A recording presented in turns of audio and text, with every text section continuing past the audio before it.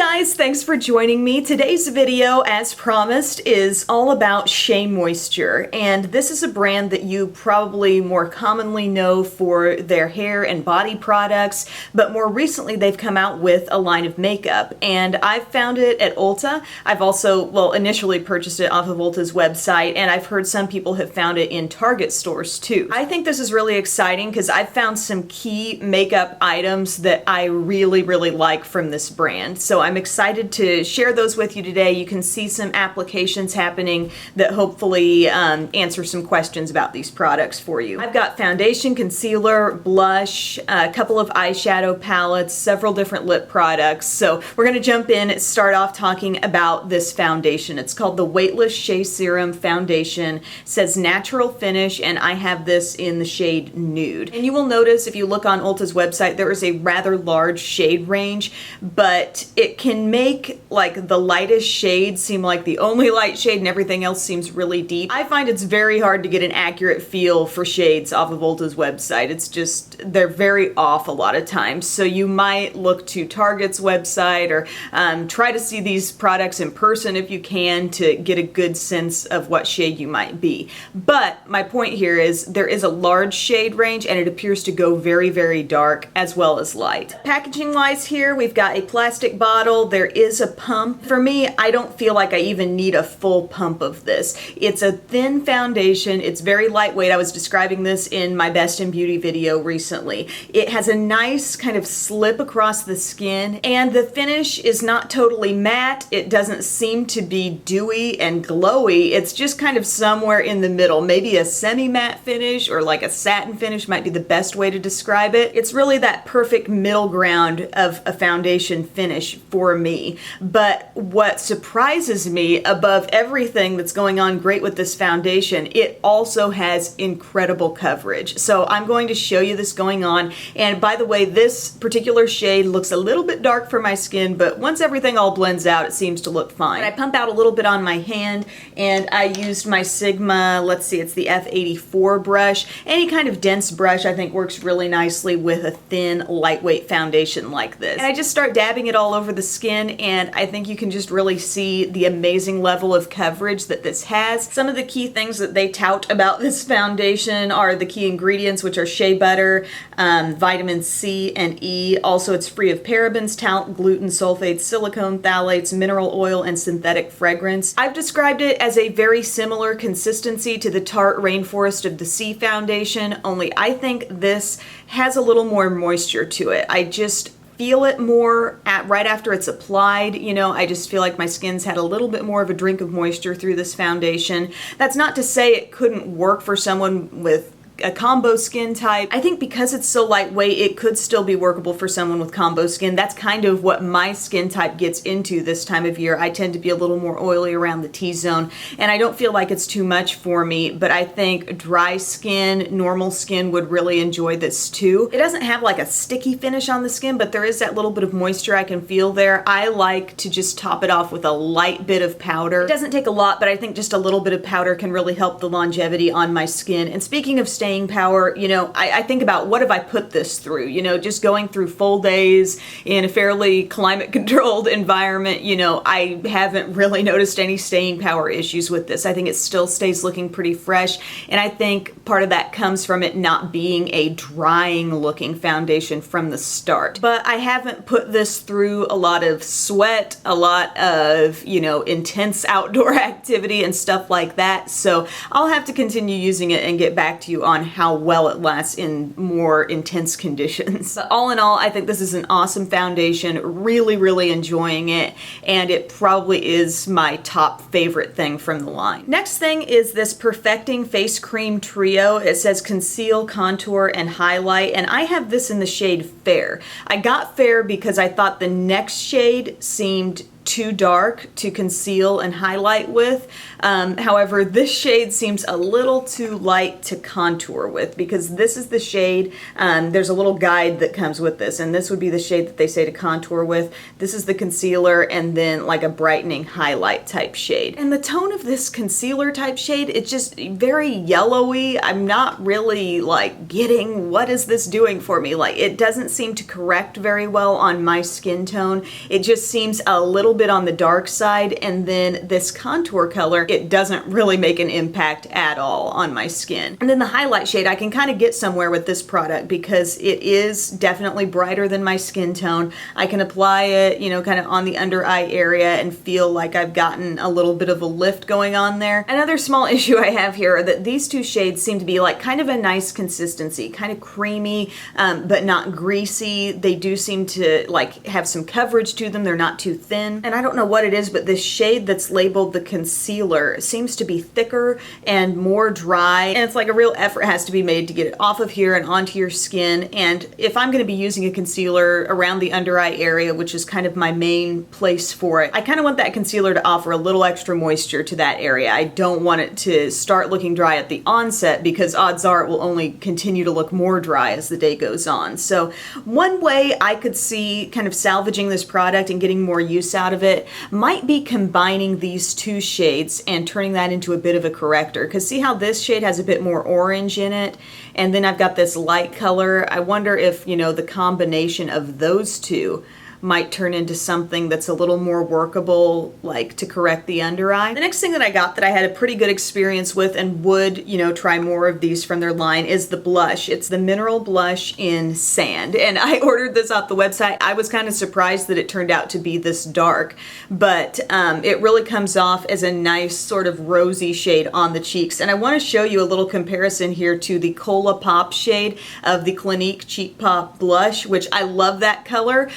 And this is a lot like that, probably a little lower cost alternative to that. I can see a little bit more red in the Clinique shade. This goes a little more neutral, and it doesn't quite have that intense, like practically staying power that the Clinique blushes do. But this particular blush, sheared out, I really do like the way it looks on my cheeks. Like I said, it's kind of just a soft rosy flush if you want to apply it that way, and I don't even feel like I have to be that careful with it. But as you can see, just a swatch there shows you just how dark it can go. So I do think deeper skin tones, all the way to my skin tone, might really like this kind of a color. Now let's talk eyeshadow. I know they have some single eyeshadows, but I thought I would be able to more easily try a little bit more if I got a palette. So I got the Lavender Fields palette first, and then more recently when I found the line in my Ulta store, I thought this looked like a really beautiful one as well. This one's called Desert Sand. But these are 6-color eyeshadow palettes. It says on the back you can use them wet or dry. So far I've only used them dry. I've really been pleased with the level of pigmentation that they have dry, so I don't think I would feel the need to use them wet in an effort to make them more bold, because I think they're plenty bold as is.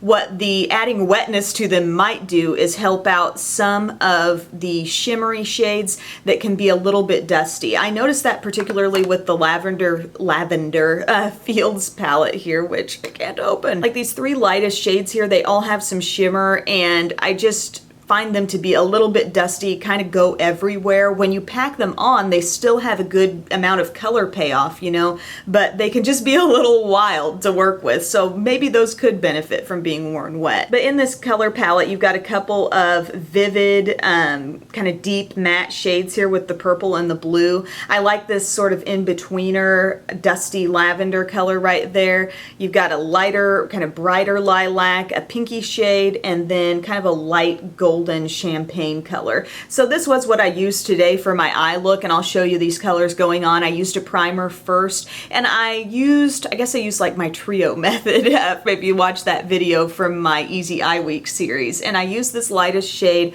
on my lid. Then I went to this really pretty kind of shimmery, dusty plum color, and I patted that on the outer part of my lids and also wedged that up into the crease just for a quick, really quick, easy look here. And then just blend that out with a bare brush. Next, I brought in this soft, warm pink shade and applied that with my e.l.f. crease brush just over the border, kind of like a transition shade. Very easy. I really like that effect. It just brings together this whole kind of pastel look we've got going on. And then up under the brow, I use that lightest color as my highlight. So very simple look overall. I've got a light nude liner on the lower inner rim. It really didn't do anything shadow-wise on the lower lash line.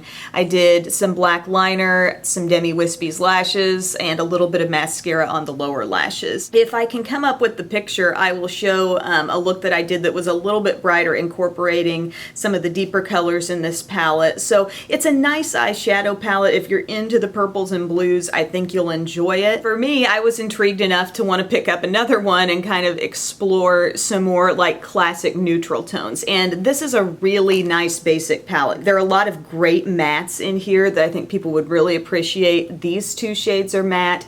This is matte, and then you've got an even darker brown. So for those of you who like your matte classic browns, this is great. And then you've got a couple shimmery pops here, one that's kind of peachy and one that's kind of a deep greenish, like it's kind of like a dark emerald, because it's definitely not olive to me. And I did do a look with this palette the other day, keeping it very neutral on the top part of the eye and then smudging some of this dark teal emeraldy color on the lower lash line. It's hard to get a lot of pop out of that shade because it is so dark. But I like this palette. It's very basic. There's more matte in this palette than there is in this one. And I do really like how the matte shades behave from this line because they really seem to be nicely pigmented, not too dusty, and just very easy to work with. I would say for a bottom line on these, I really like them. They're not the best eyeshadows I've ever tried, but they're definitely not like a dud. I think if you find a color scheme from this line that really appeals to you, particularly if you see more matte in there. It's not that the shimmer shades are bad, but I think the mattes are even more impressive. Now let's talk lipsticks, and the lipsticks would have to be like my very, very close second to the foundation. I mean, I don't know, these are probably like right on par with one another because foundation and lipstick, kind of like comparing apples and oranges, but I love the lipsticks, I love the foundation. These are the Shea Butter Luscious lipsticks, and I think they feel so great on the lips. It's a really, really nice formula that's got that teeny bit of thickness to it. No greasiness at all. It feels kind of balm-like and nourishing on the lips. I don't know that I've ever said this before, but it almost feels like a Bite lipstick. You know, like a Bite Luminous Cream lipstick, which, why are they getting rid of those? I mean, I know they're putting out new stuff, but I'm gonna miss those. I adore the packaging here. I like being able to see the lipstick color at the bottom. It's got this semi kind of rubberized feeling to the outside, but not so tacky that it's picking up like all your little particles of makeup that are floating around. And then the actual tube here. Love that brownish metallic look. Isn't that beautiful? This particular shade that I'm holding is called Nectar. Now, I'm not wild about this shade. I will show you it going on. If anybody wants to convince me that I should be wearing this shade, go for it. But I don't know. It's creamy. It doesn't have shimmer. I like the texture. I like everything about the consistency. It's just this color flat out on my lips. Like maybe if I put a little deeper lip liner on the outsides, I might go for it some more, but I'm not wild about that shade. This was one that I ordered online. My absolute favorite lip color that I've tried so far is Red Rose. And this, I think, is a classic, easy to wear, rosy red, not too bright, not too dark, just perfect red. Perfect red for all seasons, I would say. And this is another one that's creamy, no shimmer, but I did get one that does have a little bit of shimmer in it, and it's called Wild Orchid. And it's a very, very dark shade, but there is just a little bit, I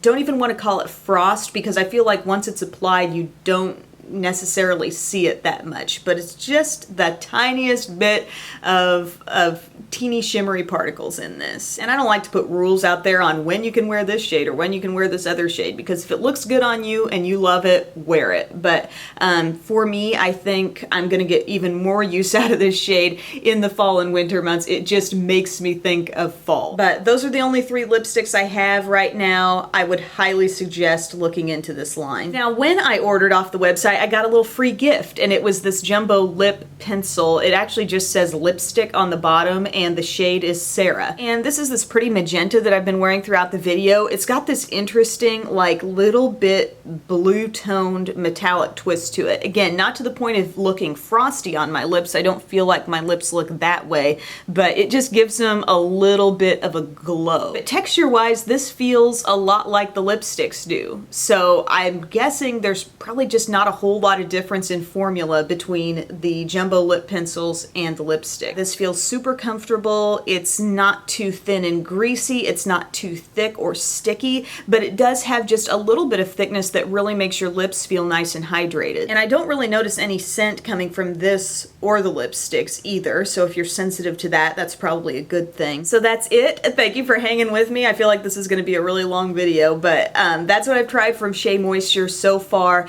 I think far more hits than misses, but I'm loving the foundation. I've been wearing it for several weeks now, really enjoying it, and absolutely loving the lipsticks too. The blush and the eyeshadow palettes, I think those are good as well. They're not necessarily like blowing my mind to the next level of, you know, awesome makeup, but they're good. I like them. The only thing that I feel like really didn't work for me was that concealer contour duo, just because I don't think there's a shade available right now that would make all three shades totally workable for me, you know? So thank you guys for your time. I know this has been a very review heavy week because I've just had a lot of new products I've wanted to update you guys on, but thank you for watching, and I'll see you soon. Bye.